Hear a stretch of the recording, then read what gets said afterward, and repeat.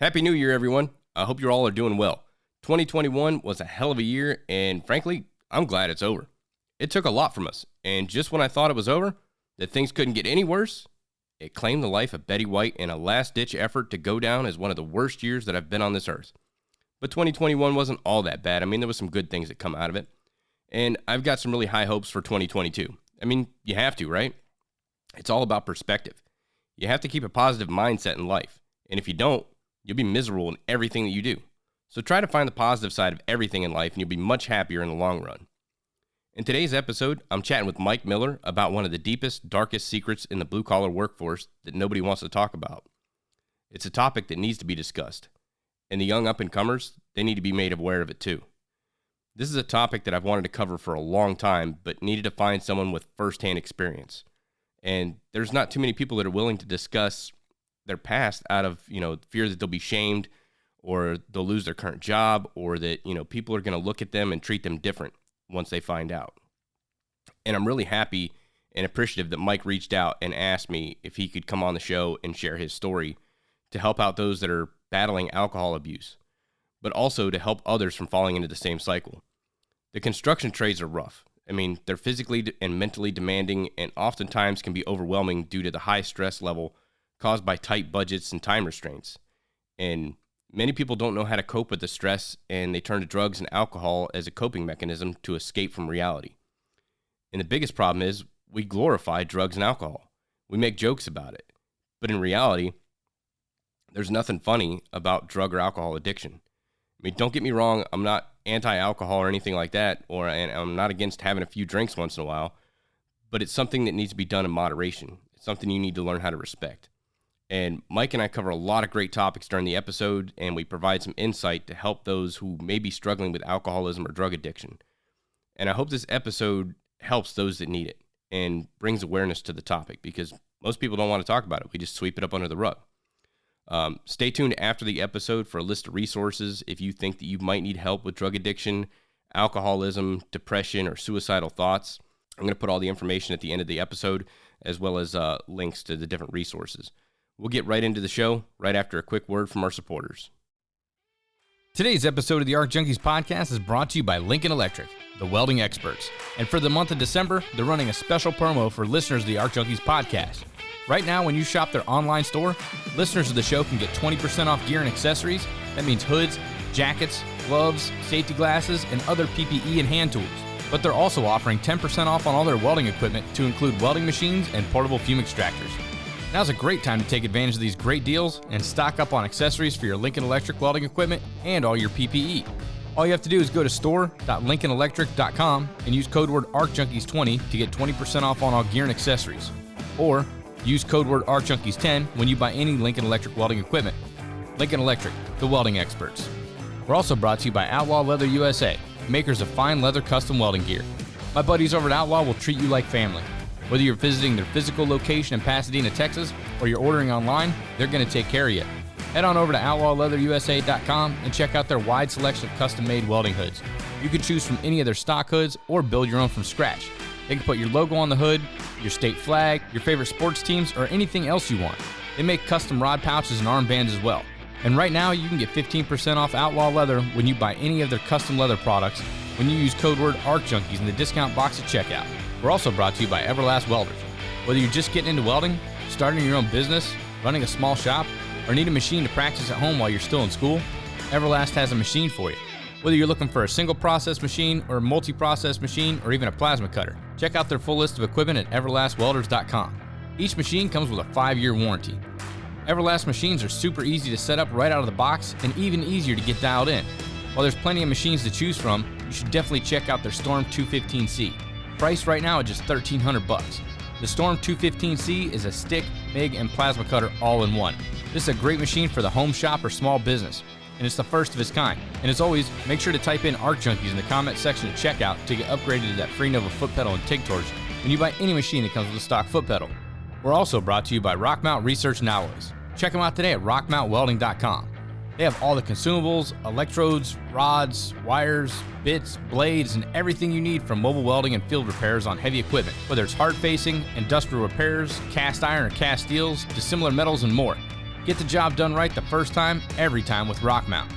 We all know that time is money, and when your equipment is down, it's costing you money. Quit putting Band-Aids on your repairs and limping your equipment through the job. Get it done right the first time, every time with RockMount. They have a rod for every solution. Whether you're hard-facing buckets, blades, rock-crushing equipment, welding a cracked arm on an excavator, or surfacing worn-down shafts, augers, or teeth, RockMount has what you need. Check out their website and see how they can help you on your next repair. Check them out at rockmountwelding.com or give them a call at 1-800-272-7637 and tell them the Arc Junkie sent you. All right, you know what time it is. Fire up your machines, drop your hood, and turn me up 5.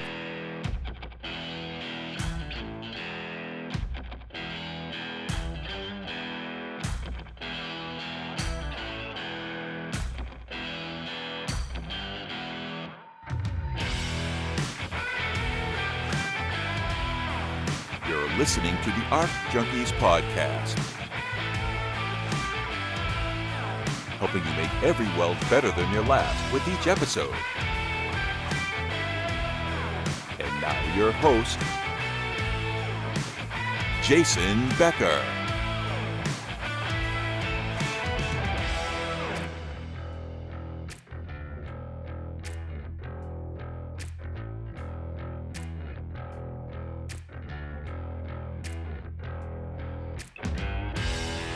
All right, ladies and gentlemen, joining me once again is Mike Miller. Today we're going to talk about something a little bit different. Not necessarily welding in general, but something that definitely needs to be talked about. It's kind of the dark, dirty secret in construction trades in general, not just welding, but because we specify in welding on the Arc Junkies podcast is something that we should all talk about, something that should be brought to light. And this whole conversation between Mike and I kind of transpired from an episode from the Bread to Build podcast with Brett Goen and Matt Bangswood. Episode number 7, if you guys want to check that out. It's an awesome episode. They talk to Garrett Davis, and it's all about narcotics and alcoholism in the construction field. So, Mike, at one point in your life, you were in construction, and you were a heavy user in alcohol. I'm just going to sit back. Go ahead and tell me your story, how alcohol has impacted your life in the trades. So from early on, as a mini kid, I was surrounded with alcoholism, and I always knew that I was a little bit different. I approached alcohol differently than other kids my age, and I started drinking at a very young age, 10, 11 years old.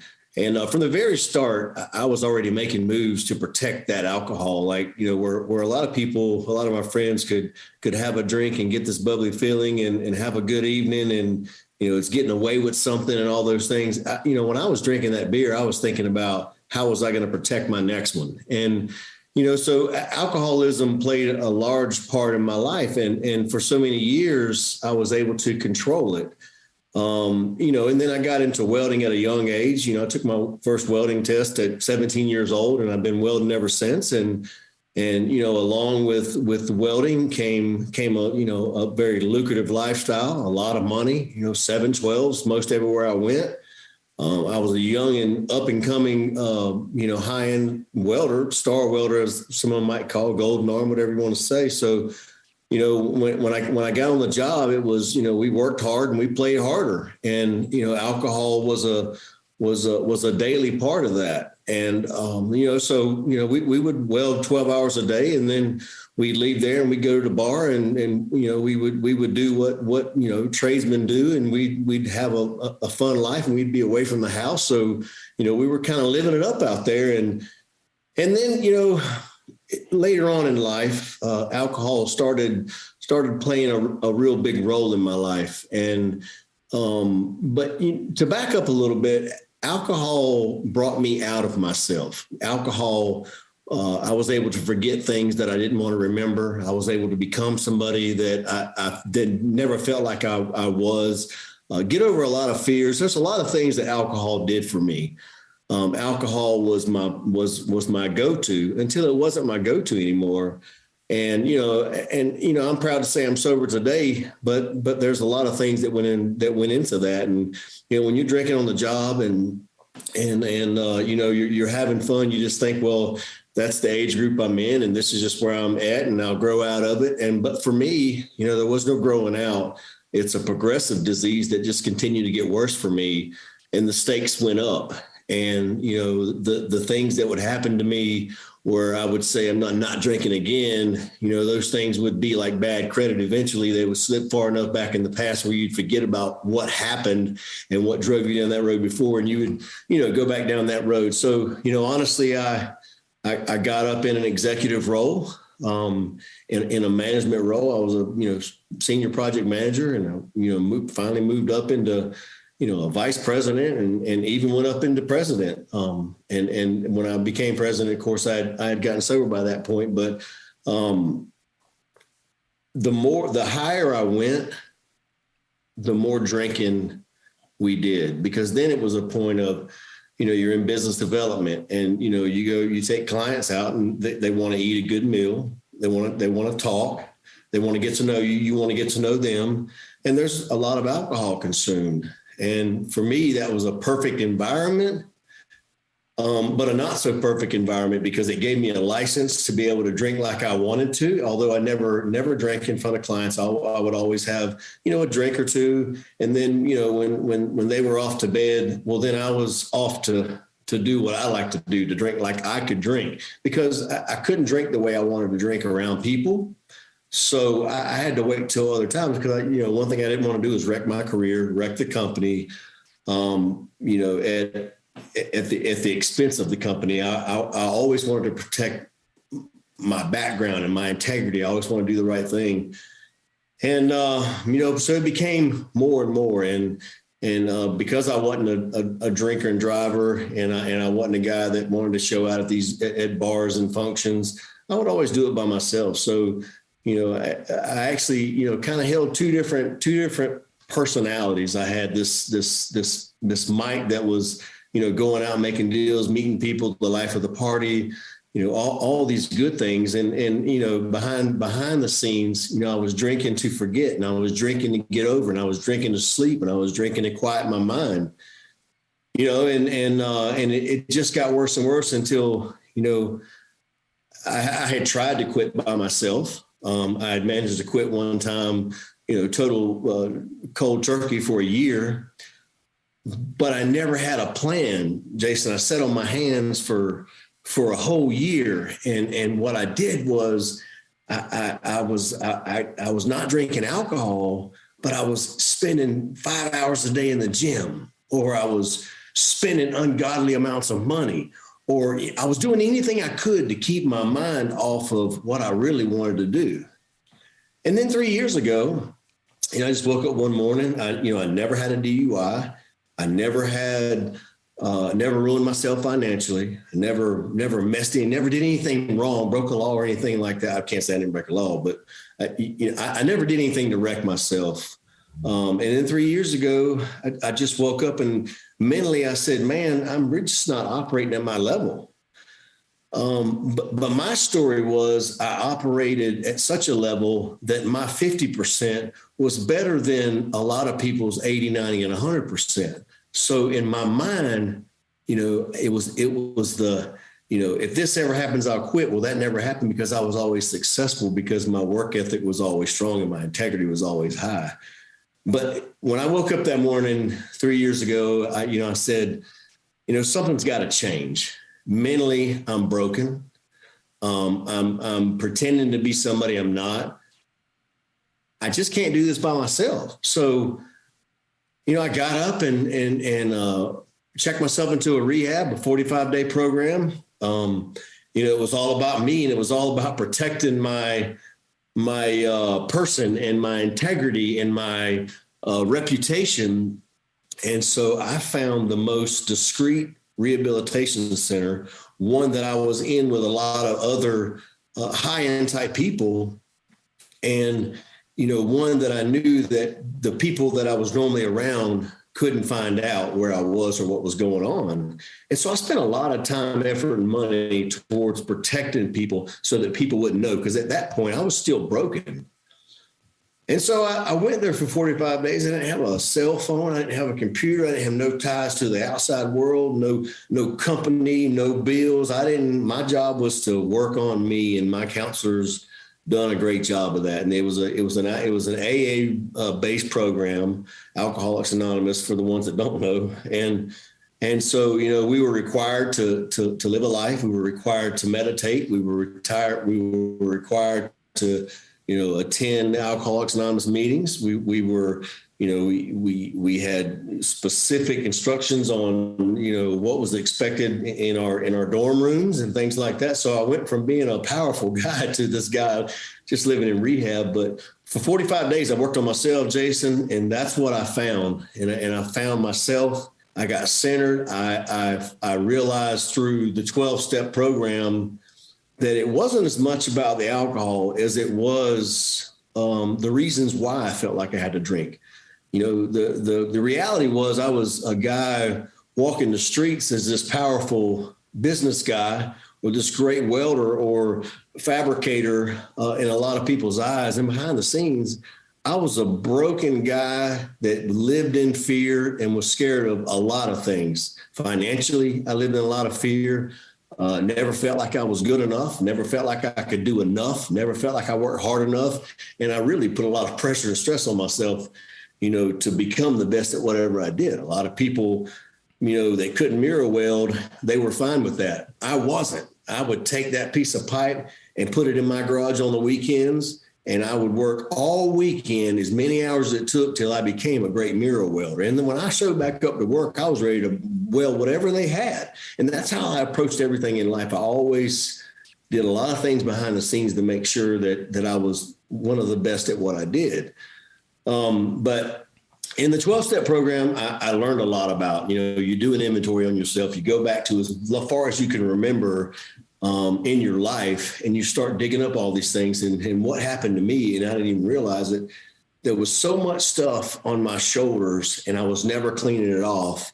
And so I became weighed down, and the only out I had was alcohol. And every day I drink alcohol, and it became more and more and more. And for me, the way I put it is you got your soul, and your soul is basically a bowl. Or your person. And so when you drink, it changes you and it makes you happy and bubbly, and you can dance and you can sing and you can do karaoke, you can do weld, you can do all these things that you never thought you could do. But eventually that, you fill that bowl up and you're content, you get over your fears, everything's fine. But eventually over the years, that bowl springs a leak. And no matter how much alcohol you pour in that bowl, you never get that fix anymore. So you're in a situation, it's a turn. It's where you don't want to drink, but you can't imagine not drinking. And I was there. I couldn't imagine living my life working or fishing or golfing or anything I did in life. I couldn't imagine doing it without alcohol. And I just couldn't even imagine that thought process. But, through the grace of God, I found God. I got a lot of faith. I got a 12-step program. I got a good sponsor. And through working the program, and I'm not talking about putting your toes in the edge of the pool and testing it out. When I dove in, Jason, I dove in head first. I knew I had a problem, and I knew for once in my life there was something that I could not fix. And so that's what took me down, from the start to the finish. But I was always different. I'm still different, but nowadays I got a program. I still have the same problems that I always have. In fact, I've had more issues in sobriety than I ever had before sobriety. I don't know if it's because I'm in touch with my feelings, in touch with what's going on around me so much, and I wasn't then. I don't know what it is, but my approach is a whole lot different. I'm a lot calmer. My approach is different. I think things through, where I was always kind of a knee-jerk guy. So, I wanted to get on here today, Jason, because, because the conversation that we talked about earlier, the other podcasts, I think that's a big message out here. I think that, you talk a lot about safety in these briefings, and you talk a lot about, 200% accountability, 100% accountability for yourself and 100% for your working partners. You're taught and throughout the trades to try to look out for one another. But one of the things that's never hardly ever discussed is alcohol abuse, or even drug addiction and abuse. And so my goal in later on in life is not to really do much for me. I think I've had a good life. I've had a good career. I've been mentored by some of the best in this business, and it's helped me become who I am and what I do every day. But my goal is to help other people. And when I seen that podcast, and I thought about doing a podcast with you about it. And there's a lot of risk involved, right? At my level, there are a lot of risk involved. You could have some adversity really quick, but all that stuff don't matter. When I told you that I went through great lengths to protect my integrity and my reputation, when I got out of that rehab, I didn't care who knew that I had been in rehab. In fact, what I was quickly finding out is the people that I was talking to when I got out of rehab, a lot of them were struggling with the same thing, and they just didn't know really how to go about getting the help that I did. And so I think that it's opened my eyes, and I just really want to help people. And I want people to know that, it is a problem in construction, whether you're a carpenter or a pipe welder or rig welder or whatever you are. I think what used to be a way of life can quickly turn into severe alcoholism and affect who you are as a person now, and definitely for your future. So I think it's something that should be talked about more. And you can see the signs in people when they come into work and they've had one heck of a night.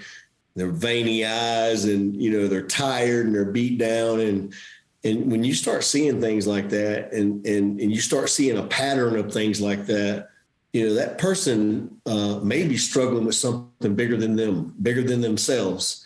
And they may just need a person to come up and say, "Hey man, I get where you are.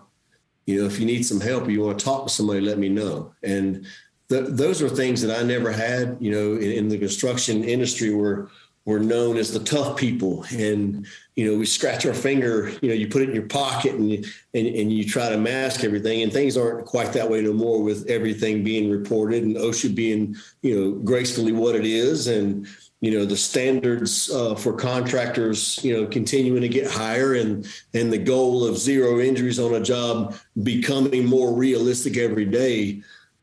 You don't hide things like you do, but I think there's still a lot of hiding going on when it comes to, alcoholism and drug addiction, honestly. And I think that, if we look around and we start seeing the behavior, and we start seeing, some of the markers of what that looks like, especially us that's been through the program, I think you can quickly put yourself in a position to help somebody and help a brother or sister out of it, and let them know there is a different life out there.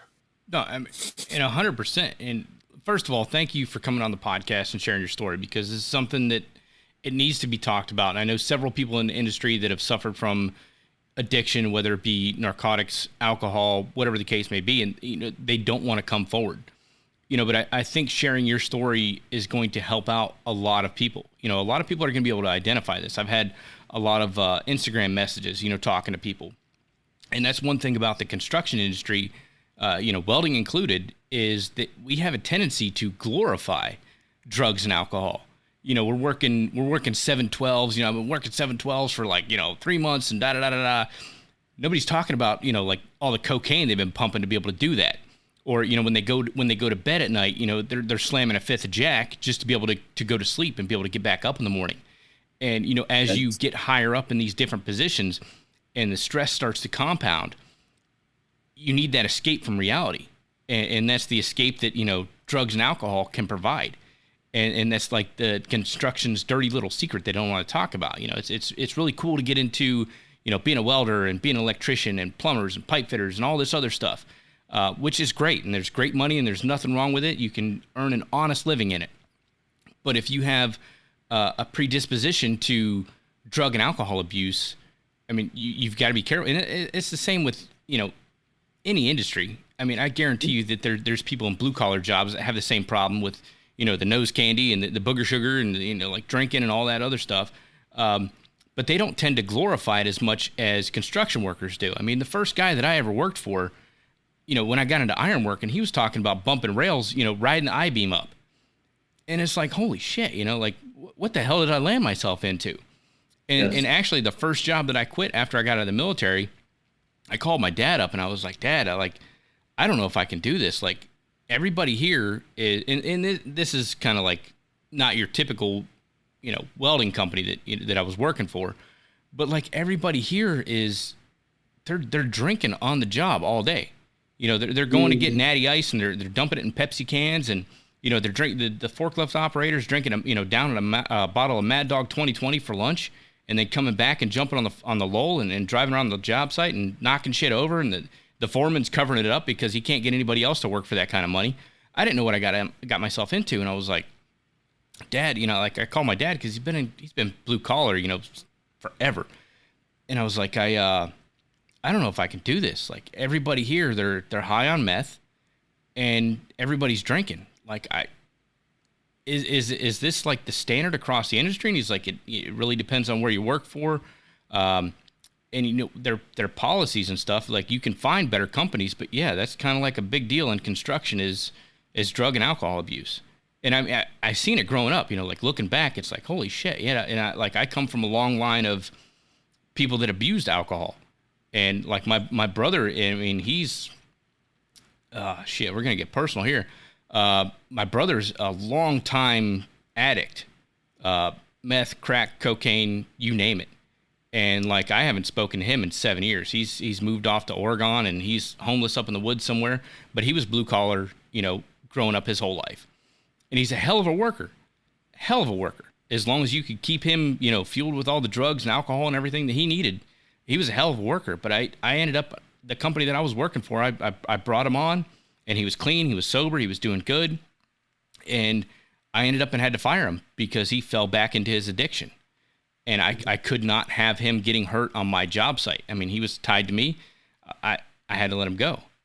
And I mean, it's a big deal in construction, and nobody wants to talk about it, and everybody wants to cover it up and be like, oh, like, so-and-so we won't send Mike over to the piss test this morning. We're going to send Johnny because I know Johnny can piss clean. So if we're doing random spot checks, I'll send Johnny, just figuratively speaking.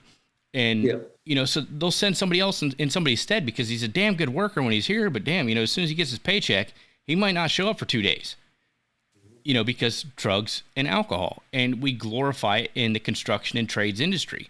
And it's like our dirty little kept secret. Yeah, I think that, we're not talking about everybody here, and we're certainly not talking about every company. There are companies that take drug and alcohol and mental health a lot more serious than other companies. And we've all worked for those companies, and you've worked for the companies that you go in, you feel safe, and you've worked for the companies that do the drug testing by the book, and the companies that really look out for their employees, and they see a change in somebody's personality. All of a sudden they're more irritable. They start missing work. They start wanting to get off early every day. There's all kind of things that are telltale signs of, somebody struggling with it. I'm not saying that everybody does. I'm just saying my message is for the people who are struggling with it and don't believe there's a way out. You think you're too high up to go get help because you don't want your clients to know, or you don't want your boss to know, or, those things just aren't worth it to me, because what I've realized in my 47 years is alcohol is progressive. It does not get better. It will absolutely get worse.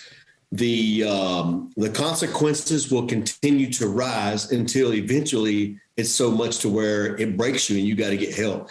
Unfortunately, I'm a low bottom guy. I was just, mentally breaking because I knew I wasn't at my best, and I wasn't treating my body and my brain the way I should have. So it didn't take a bunch of DUIs. It didn't take killing a family of 4. It didn't take losing a job for, blowing bad on a breath. It didn't take any of that stuff for me.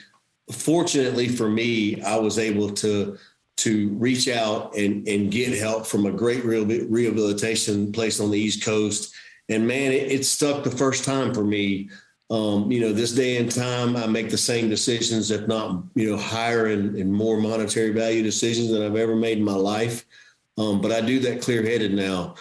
I'm in a spot now to where, if somebody calls me at 2:00 in the morning from a plant that's in trouble, or maybe they've blown some tubes out, or they need to start putting craft people out there in the morning. They just want to let me know that this is coming my way. I'm sober, Jason, and I can get in my truck whatever time Jason calls me to come fix his boiler. I can get in my truck at any time of the day. And I know when I get pulled over, I don't have nothing to hide. I roll the window down, I have a good conversation with the guy, because I'm straight up and I'm sober. And a lot of people can't say that. There was a lot of times, in my career, I've done a lot. To be honest, I've done a lot of nuclear work, and there was times to where I probably was needed at work, and I would get calls. And I would say, look, guys, I got to be honest. I've had some drinks, and there's no way I'm coming in there. And that's what they tell you to do in the nuclear arena. But I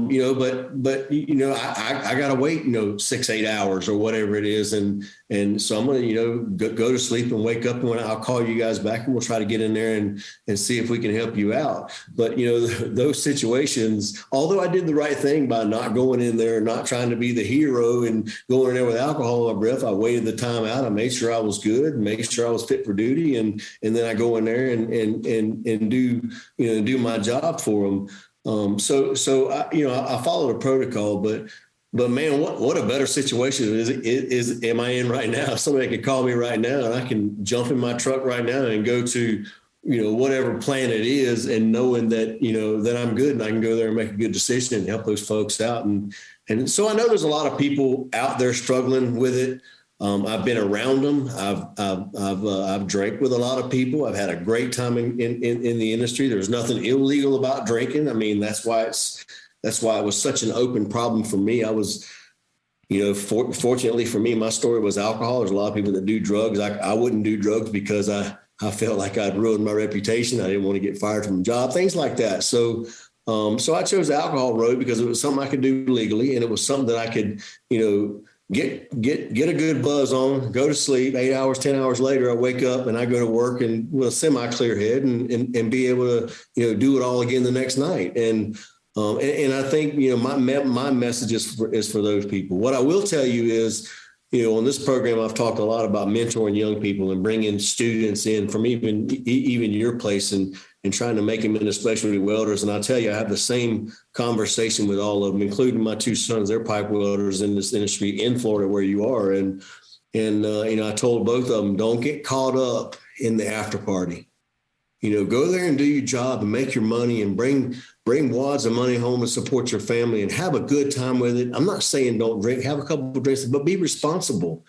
And if you start, getting caught up in that stuff and seeing a problem with it, then ask for help, reach out for help. Nobody in this world knows everything to start with and is too high up to not go ask for help. Because, what I realized, Jason, is, I knew a lot about a lot of stuff, but I didn't know nothing about how to successfully stop drinking on my own. And that's what Alcoholics Anonymous and the grace of God has done for me today. And I think that's a big thing because, we have resources for everything, especially with human resources or HR becoming more prevalent in every industry, especially with construction. There's so many different resources available, when it comes to safety. There's all kinds of safety talks and safety stand downs and OSHA 10 and OSHA 30 and all this other happy horse shit when it comes to safety. But nobody wants to talk about mental health issues. Nobody wants to talk about, alcohol issues, narcotics issues. It's kind of swept under the rug. And it's that's probably one of your biggest safety concerns that you have on the job site is you've got a good hand, but he's got some problems. He comes with a little bit of baggage. And, the amount of stress that they put you under because, we got to get this job done by Friday. And everybody's freaking out and it's stress. How do you shut that shit off? When you clock out at the end of the day, when you grab your tools and you jump in the truck, how do you turn that off at the end of the day? Well, I'm going to grab a bottle of whiskey. I'm going to go, grab a joint. I'm going to go bump a rail, whatever the case may be. That's probably your biggest safety concern. So why don't companies, and I'm not saying all companies in general, but most construction companies, they don't have resources for people that are dealing with drugs and alcohol because, hey, it's not allowed on the job site. And, oh shit, if I go tell my foreman I got a problem with this stuff, I'm going to get 2 checks, or I'm going to get laid off, or I'm going to get run off. So I mean, like, there's that barrier. Like, I hurt myself at work, but shit, I'm still drunk from the night before. I can't tell anybody because, if I go down there, they're going to pull blood, or they're going to take a piss test, and like, I'm going to fail that. So I'm going to hide my injury. And now you got to deal with that on your own when there's insurance in place for when you get hurt. But now that you've kind of violated some of the rules, you can't take advantage of those insurance and those checks and balances that are there for your safety because, sorry, sir, it doesn't include you because you got drunk the night before, or, you've done narcotics, or, whatever that situation is. Everybody's got like their own story. It's just hard to turn it off. And you've got to have these resources available that aren't punitive. Yeah. And, a lot of companies have good HR departments, but are they well versed in alcohol and drug abuse? And, what I'll tell you, man, is I have met some of the best people in my entire life in the rooms of Alcoholics Anonymous. And I'm going to tell you, there's so many good people. Just because a guy struggles with an addiction, that don't mean he's not a good, or a girl, either one. That don't mean that they're not, a good craftsman. That may mean that, you just help them out, give them a hand, tell them your story. My biggest thing is when I set somebody down, I don't want them to look at me, oh my God, this director level guy or project manager guy is coming and talking to me about alcohol. I start telling them my story so they can relate. Brother, there ain't much you're going through or will go through that I haven't gone through in my life. And what I'm here to tell you is there is a brighter side to it. There is an out. There is a way to get help. And, honestly, there's so many good companies out there that, we got all this testosterone and all this reputation we're trying to protect. But if you just get humble enough to go to that HR department or to go to that employee concerns department or the president or owner of the company and say, look, man, I've been struggling with addiction and I don't know what to do. Most red-blooded people with a heart and a soul is going to do what they can to help you out. And if they turn their back and they don't help you, they're not who you want to work for anyway. I know in my career, as a manager, I've had people come to me and tell me they've had problems. And guess what I've done? I've gave them resources. I've called people. I've set them in my offices and called people to give them the help they need. Now, some of them it'll stick, and honestly, some of them aren't ready, and it won't stick. But my goal is to always be there, have my door open. If somebody needs to talk about something real, like drug and alcohol addiction, I can talk on that level too. If you want to talk about backfeeding a 6G coupon, monster coupon, we can talk about that. Being a leader is leading the way, Jason. I think when you open your door and you invite all conversations in, and not just conversations wrapped around a profit margin or expanding the company or a new product that you're putting out, but build a relationship with your people. And it also helps you to understand when those people are acting different. The more you know your employees, the more you know your team of people working around you, the more you can pick out early on signs of issues with people. A lot of people, they'll start having trouble at the house. They've been traveling too much. Their wife's tired of it. They start drinking to try to, get rid of the pain or whatever. And it becomes a problem, man. And these people need somebody to talk to, but we got to get rid of the masculinity, the tough construction worker guy. I'm a pipe welder. I don't complain about nothing. We got to get rid of that mentality, eat some of that humble pie, and be willing to talk about the real issues in this country today. Yeah. So what was the moment that you realized that this was bigger than you and it's something that you needed to seek help for? Well, I told you I had quit alcohol for a year. I had quit a couple of times, just like smoking.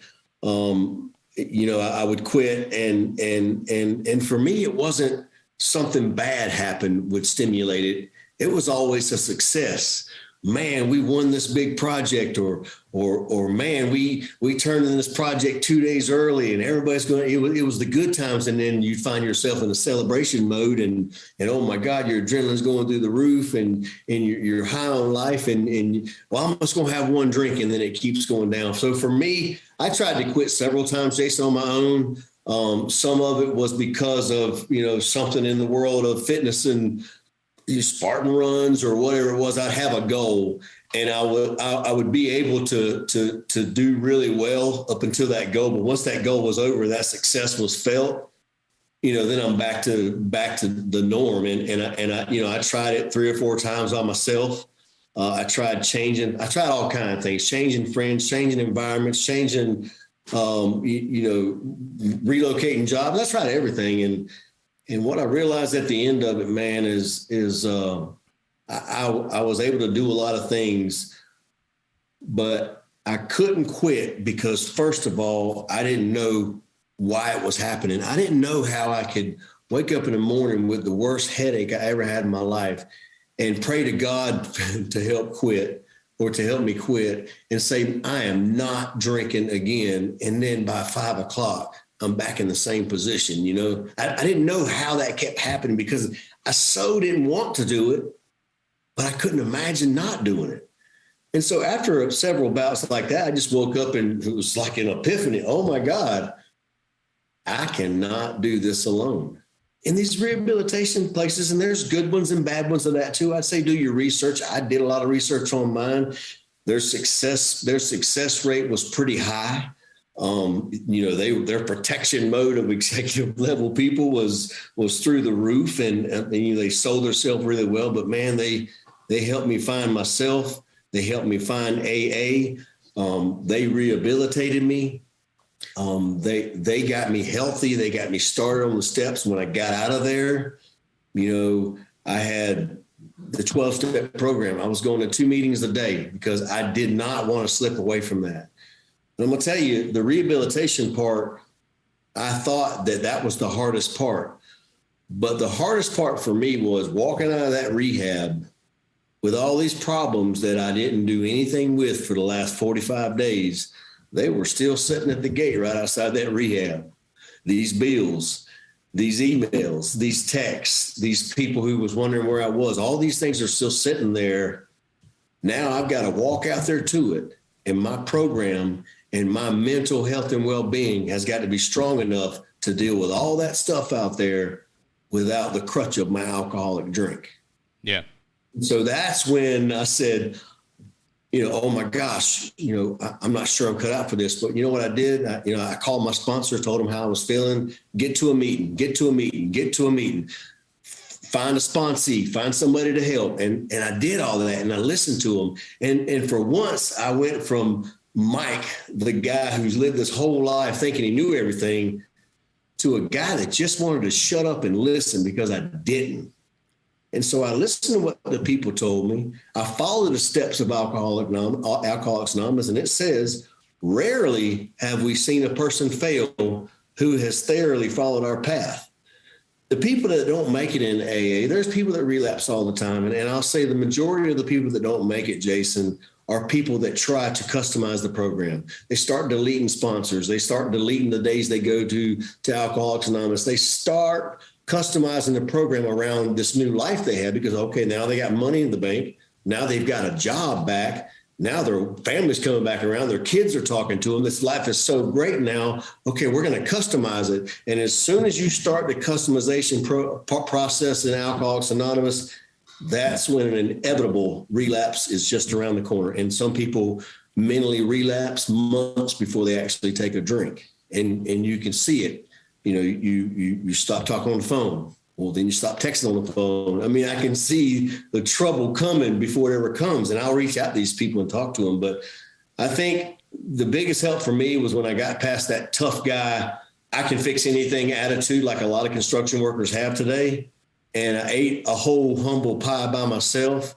And I realized that for once I needed to open my ears and shut my mouth and listen. And maybe then with that program and the grace of God, I can find success in Alcoholics Anonymous.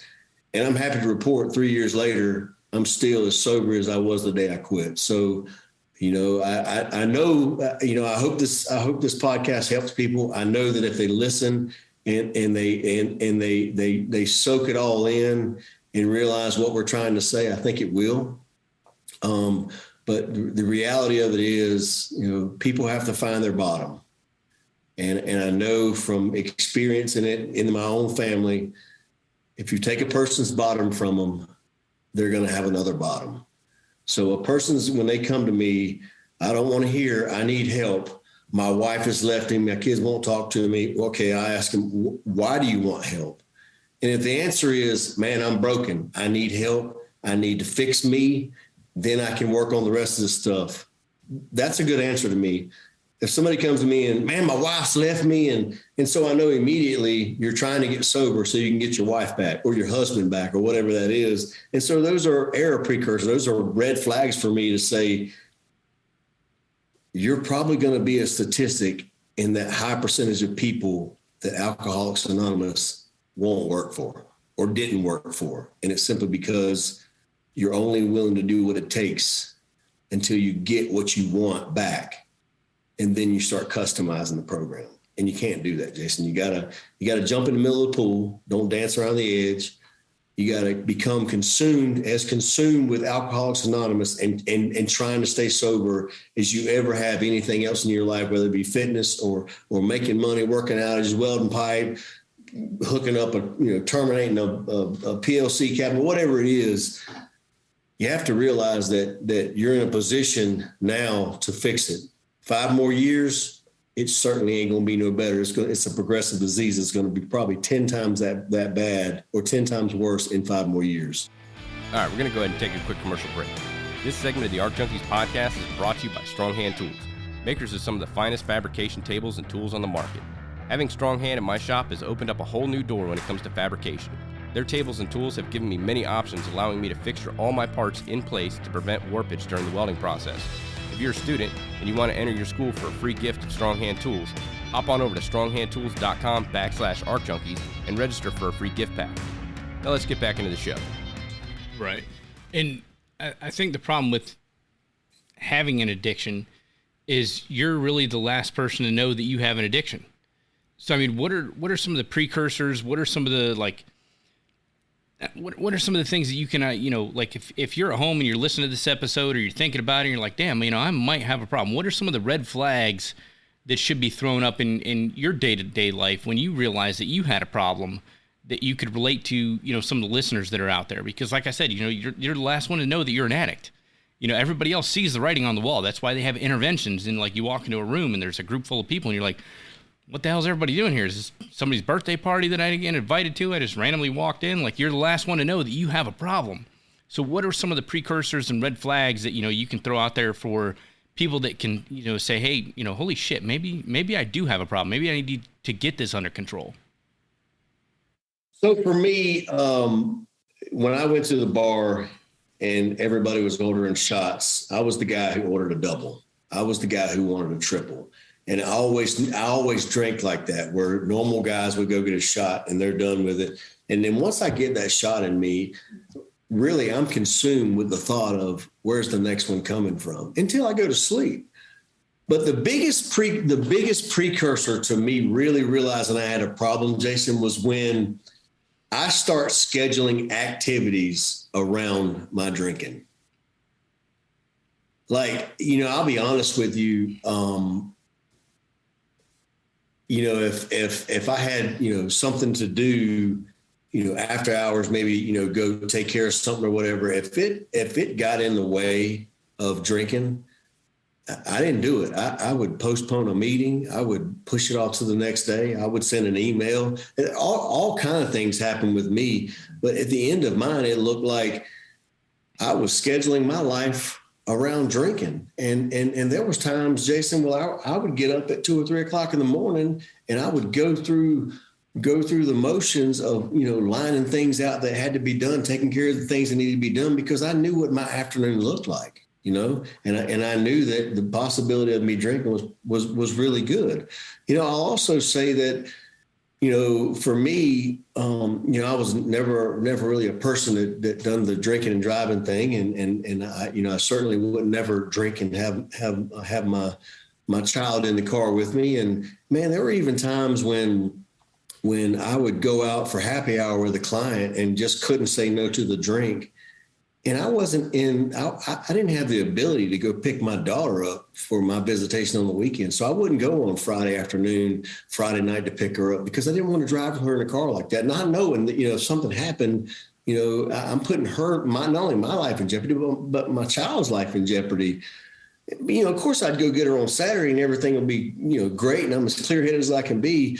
But when I started customizing my life around alcohol, that's when I really realized that, hey, Mike, this thing's a lot bigger than you. You can't do this alone. Yeah. Fuck. You're hitting home on this shit because I was that kid on Friday night, like waiting to get picked up that couldn't get picked up till Sunday morning or Saturday morning. So I've been there, and it's a shitty situation, as the child, as the kid. And I've learned to, growing up, especially like going through the military and all that, because once again, like, shit, if you want to glorify alcohol, join the military. But I think I went into the military and then getting into the construction trades under the guise of respect that shit or it's going to eat your lunch. It's going to take you down. So like, if you're just now getting into drinking, we've got listeners on the podcast all the way from 18 to 65 plus. If you're just now getting into drinking, respect that shit. Take it easy, be careful with it because it will consume you quick.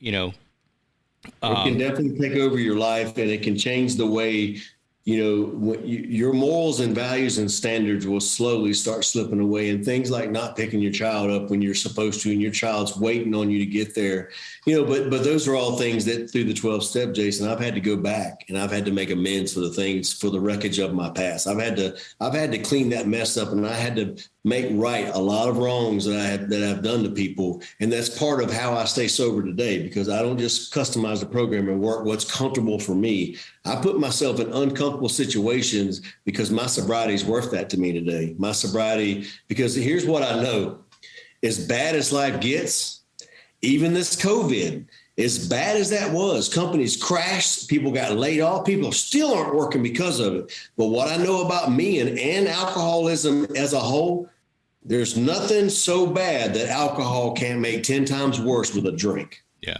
And that's a fact. But, when you're in the middle of it, Jason, you don't realize, you think you're only hurting yourself. And I've just explained a couple of instances where it wasn't just hurting me, it was hurting my kids. It was hurting my coworkers. I was putting more on them because I wasn't in the shape to do what I should have been doing for my job anyway. I mean, there's a lot of people that are affected by alcoholism in their family that won't come out and talk about it. But I'm here to tell you, I'm an open book when it comes to this stuff, man. And I'm going to tell you, the way I found help was being able to come to terms with it. And now I talk about it because that's what keeps me sober today. I'm going to give freely what was given to me. Yeah. And I mean, that's part of I don't know all the 12 steps, but I know one of the parts of the 12-step program is to make amends to those that you've wronged or hurt due to your addiction. And I mean, that's got to be, I don't know, you probably know all the 12 steps, I'm assuming. That's probably got to be the hardest damn one to do, is because you realize that, hell, all this drinking and stuff that I've been doing, it wasn't affecting me the whole time. It was affecting everybody around me. My kids, my spouse, like you said, my coworkers, my employer. I got to go to make amends to all these people, and that's got to humble you something fierce, going, having to write letters or, meet with people in person and say, hey, well, I understand now. I get that. And, I mean, that's got to be a hell of a wake up call. It was, and it is. But if you're willing to do whatever it takes, that's just part of it. And what I'll say is, the biggest reason for this podcast is because you touch so many people's lives with this Art Junkies podcast. And I know there's people that are listening to this, that will listen to this, and that will get something out of it, and hopefully, find a piece of that humble pie and be able to, call out for help and realize that there's nothing more important than sobriety. And once you achieve sobriety, you're never healed. It becomes a part of your everyday life. Once you achieve it, you'll realize what I'm talking about in this glorified new life that I have now. I know it's very broad in the construction industry because it's a bunch of tough guys and a bunch of tough girls. I can weld faster, I can weld longer, I can work more hours, I can make more money, I can travel across the country in 36 hours and never stop to do anything but piss. There's some tough individuals, but don't be so tough to where you find yourself in a position of having a problem with drugs or alcohol, and you're so tough that you won't reach out and ask somebody who knows the game for help. And I think that's the hardest part, is swallowing your pride enough to say, hey, I need some help. Correct. Whatever it is, especially going through military, ironwork, all that stuff. The hardest thing I've ever had to do on a job site was ask somebody for help. And it's that mentality that's bred into you from the beginning. You've got, like you said, you've got to be the biggest, the baddest, the fastest, the quickest, the strongest, everything, because that's how you get respect on the job site. And then when you turn around and ask somebody for help just for the simplest shit, it's like, man, that knocks you down, a couple pegs. So to say, hey, man, I need to reach out to you because I've got a problem. And with drugs or alcohol, something in my personal life, that's even worse than saying, hey, I need help lifting the other end of that beam. It takes a lot of guts to be able to reach out to somebody and ask. And I know you said you went to an awesome rehabilitation facility, but for somebody that can't get into something like that, what is their best course of action? If they don't have HR to reach out to, if they don't have a program in place with the company, what is the best place to reach out for them, to take that first step and get that help? Man, I'm glad you brought that up because, although I had the means and the foundation to get the rehabilitation that I went to, I used to, when I got into AA, I was actually manning the call center for Alcoholics Anonymous. And so there's a hotline for Alcoholics Anonymous, and you will reach a live person. And that person on the other phone, their job is to talk you through what's going on, to hear what you got going on, and to get you help if needed. Jason, there's no telling how many times I've left my house to go do what we call a 12-step call, where somebody in Alcoholics Anonymous or somebody that somebody knows, through the program and through relationships, is struggling with alcohol and just in a bad spot. And I'm not there to tell them how sorry they are. I'm not there to tell them how stupid they are. What I'm there to do is see if they're willing to talk, see if they're willing to accept help. And I'm going to tell them a little bit of my story so that they know I'm not just some guy off the street. I'm not just some guy with a doctor's degree. I'm somebody that has lived the life. I'm somebody that has gone down. I've been in the trenches of it. I've been in the peaks and valleys. So yeah, there's people that man these call centers. It's part of your service work with Alcoholics Anonymous. You're supposed to share so many meetings after a certain amount of sobriety. You're supposed to, be on those call center hotlines. And I'm gonna tell you, it's a good time to talk about it because, around the holidays, Christmas Eve, Christmas Day, you're off for a week, you're off for 2 weeks. Now you got New Year's Eve day right around the corner. There's a lot of drinking that's going on. There'll be a lot of people, after the dust settles, going into 22, that's really going to need some help. And I just pray that all those people that really know that they have a problem and have not reached out, to reach out to one of them avenues. But if you can just call the hotline at Alcoholics Anonymous, you will at least have a starting point. And then there's so many sober houses. There's so many things you can do. But man, if you don't have a dime in your pocket, you can get a ride to an Alcoholics Anonymous group. They're all day, they're all night, they're in all corners of the city. I mean, when I travel, Jason, I find an Alcoholics Anonymous meeting and I go to that meeting and I'm as loyal to that meeting as I am my family or the gym or anything else that I'm into at the time. I'm there to do a job. Yeah. But I'm also going to stay healthy and I'm going to go to the Alcoholics Anonymous because every time I've went there, I've heard something that helps me, or I've been able to help another person. And what I'll say is, if you don't have a dime in your pocket and you can just ride a bicycle, or get yourself into an Alcoholics Anonymous meeting, you will see that there will be people in those meetings that will flock to you and be there to help you and guide you through what sobriety can look like.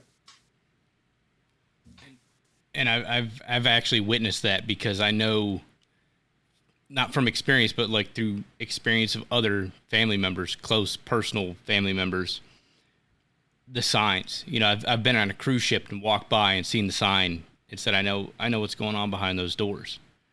Mm-hmm. You know, So no matter where you go, you know, there's meetings you can attend, there's help that you can get. And if your company's not providing that for you, which I would imagine 90% of them aren't, there's local resources. And, you know, I'm sure you've done it before, but I mean, that's a long ass drive when you got to go pick somebody up and take them to the rehabilitation center. Oh yeah. It's a long fucking drive. And it doesn't matter how close that facility is to your house or their house. It's a long drive. And it's going through processing it's a long, arduous task. And it hits not home. Not everybody will need rehab.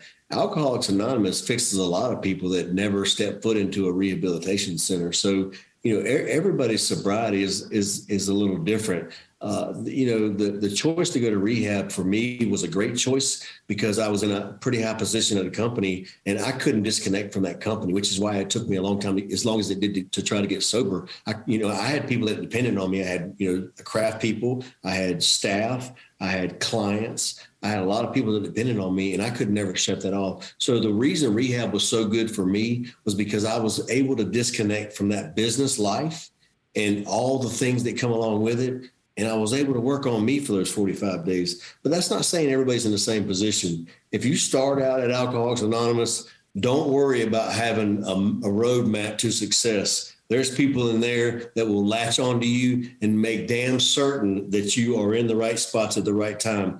The thing you have to do is be humble enough to be willing to listen and do what it takes to stay sober. And that's the hardest part for a lot of people. There's a high percentage of relapses because, again, males can be males, and we think, oh my God, I'm sober and I'm clean. I'm 3 months, I'm 90 days sober and my life's going. They get all this stuff back and they think, okay, I got it from here. Let me take the wheel back, God. That ain't how it works. That's when the catastrophe happens. And I tell you, there's a lot of different ways people get sober. And whatever works for you, your sobriety is your problem. And, if you want to make some better choices and you want some help, the help's available. Not everybody can afford rehab. Not everybody has a family to loan them money to go to rehab. Some people have burnt some pretty tough bridges, and there's not, anything of monetary value to even give up for sobriety. There's help for you guys too. I'm telling you, I've been in there sitting beside people who came in Alcoholics Anonymous, where they used to live under a bridge. I've had people that's come straight out of prison into the rooms of Alcoholics Anonymous. I've had president level company owners. I've even sat beside a billionaire in Alcoholics Anonymous, not knowing it at the time, but I know now. And that, you all have one thing in common. You're alcoholics or you're drug addicts. You're train wrecks. No matter how much money you got, how much power you have, or how low you got in life, we all have that commonality. And the fact is, if you look at one alcoholic to the next, there might be some different circumstances. But one thing's common, the alcohol controls you right now. And you've got to get past that, whether you're a billionaire or a dollar heir. It's the same story. The same 12 steps helps the same people. There's nobody no better than you, and there's damn sure nobody no worse than you in the rooms of Alcoholics Anonymous. Everybody's the same. And for me, one of the best things I found was I was able to go in Alcoholics Anonymous and I was able to get honest, because I couldn't be honest with the regular world. They would, no crap, you did that. Absolutely. But one of the stories, and I want to tell this, and I know we're running out of time here, but I checked into the rehab and I'm sitting there and it happens to be lunchtime. And this lady, there's a couple ladies and a couple of gentlemen sitting around the table when we're eating, and I'm new, man. I feel like that kid in school, you know what I mean? First day of school, I'm out of place, and I don't belong. You know, I knew I belonged there, but I didn't want to belong there. And so I just started listening to these people talk.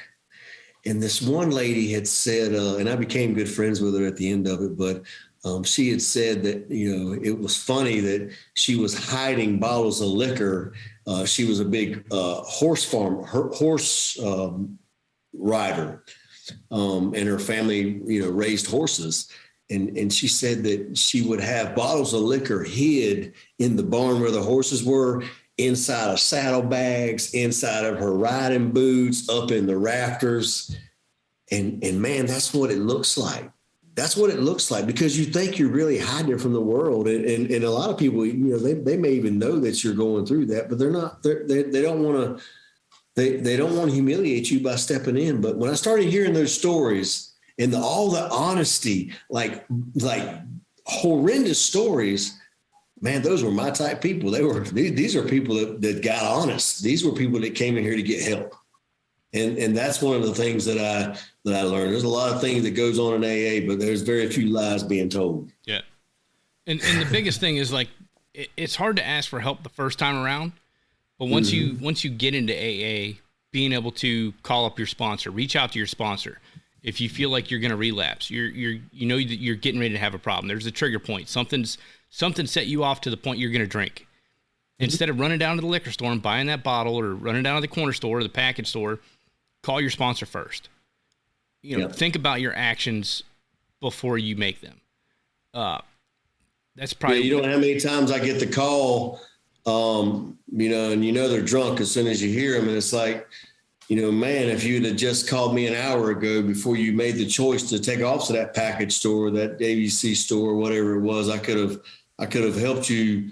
You know, put you in a better spot so that you didn't feel like you needed that right now. And unfortunately, you know, Alcoholics Anonymous is a program, but it's a program that if you work it, it works. And if you customize it, it don't.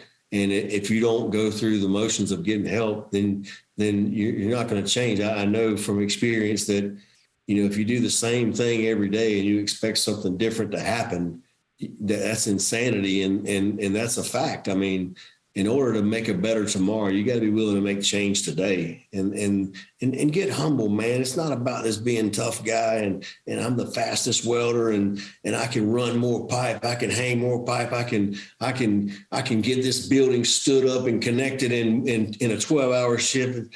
Yeah, it's about going out there having fun. It's about making money. It's about coming home safe to your family, but it's also about what mental state you're in and getting help and being humble and reaching out when you need help, man. Because there's people out there that are just like you, that's working right beside you, that are keeping, you know, staying closed lip, you know, for the same reasons you are, man. Start talking to people, start mentoring people, start looking out for your workers, start asking them real questions like, how are you doing? And of course you're going to always get the answer, man, I'm good, I'm fine, I'm blessed. And let's dig a little deeper than that. Let's connect with our employees. Let's connect with our team. Let's connect with our peers and figure out if there's any way we can help each other move into a better tomorrow, because we know that 2020 was a horrible year for a lot of people. 21's just kind of coming out of it. Now we got this other variants that could put things in a different light. So mentally speaking, in construction and around the world, there are going to be continuing cases of mental instability, alcohol abuse, drug addiction, drug abuse. All these things are going to continue to play a bigger part in our everyday life.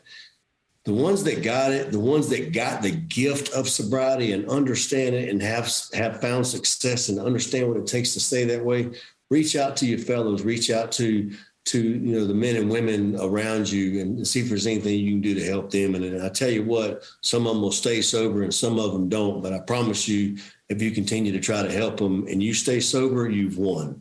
And then, I mean, just like by showing up to an AA meeting, I mean, you can literally Google this stuff to find out. I guarantee you there's one in your area within probably 20 to 30 minutes of your house. You can find an AA meeting and just go in there, show up, shut up, and sit down. Grab a cup of coffee, sit down, shut up. You don't have to participate. You don't have to do nothing. But listen to the stories that are in that room. Yep. Because I've had the privilege of attending some of those meetings and passing out coins to people, and it means the world to them. And just by just me walking in there, like not being a part of the group, just sit down, shut up, and listen to other people. It's going to help you. So if you think you've got a problem, if you know you've got a problem, and you don't know who to ask, you don't know who to reach out to, find your local AA meeting and just walk in, sit down, grab a cup of coffee, sit down, shut up, and listen. And I'll tell you this, if you think for 1 second you're going to walk into AA and tell them people something they haven't heard before, you are sadly mistaken. I don't care how bad you've done people, if you stole, if you beat people, there is nothing you can walk in the rooms of AA with that's going to make them say, no, John, I ain't never heard that. They're going to tell you, yeah, heard that before. Mm-hmm. Well, this is what I've done. And it's not a one-up thing. It's that, man, there's been people that come from the depths of hell and found sobriety in Alcoholics Anonymous. And so that's a real deal. But again, you got to be willing, go in there and sit down and shut up, open your ears, close your mouth, listen to what's going on in there. There'll be a position where you can go in there and talk, speak the truth. People can help you with the truth. There's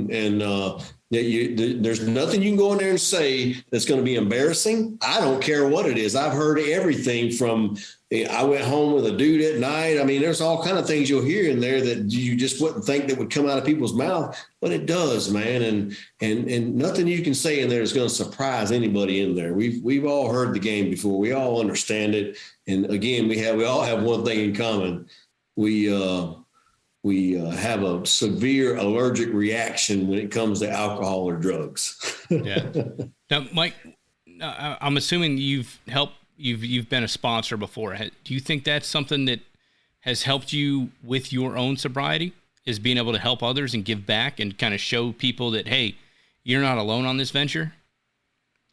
Because I'm assuming that there's a lot of people listening to the podcast that, they may be struggling with drug or alcohol, but they also may be in the process of, going through the 12-step program. They might be on, a couple steps in, and they're just not sure if this is right for them. And it might be easier to go back to drinking, and it might be easier to stay on this path. I'm not sure which one, so have you found that it's become easier as you work through the 12 steps and you start reaching out and helping others? That's a huge part of the process, is to give what you received. And I think by helping other people, absolutely, it contributes to my success in sobriety. I think that if I didn't do the things I did inside the rooms of AA and outside the rooms of AA and have the conversations I have on a daily basis, there's no doubt that I would be headed for a relapse. But helping people is what keeps us sober. Now, as a sponsor, you don't want to take on too much, because for me, I'm a person who likes to dive into the details, and I like to really help a couple of people and not partially help 10 or 15, because a lot of sponsors will take on a little more than they can actually manage from a sobriety standpoint. And there's somebody for everybody. There's somebody that'll help you. Sponsorship, service work. I started off making coffee inside those rooms. My job was to get there an hour early or 30 minutes early, unlock the doors, and put on the pot of the blackest, stiffest coffee I could put on, take the trash out. That was my job. And I did that for months with pride, because I was willing to do whatever it took to stay sober. And that was part of the process. But again, I came from this powerhouse guy down to the humble drunk that I really was deep down inside. And I was able to shut my mouth and open my ears. And for once, I didn't have any decisions to make other than getting there and leaving.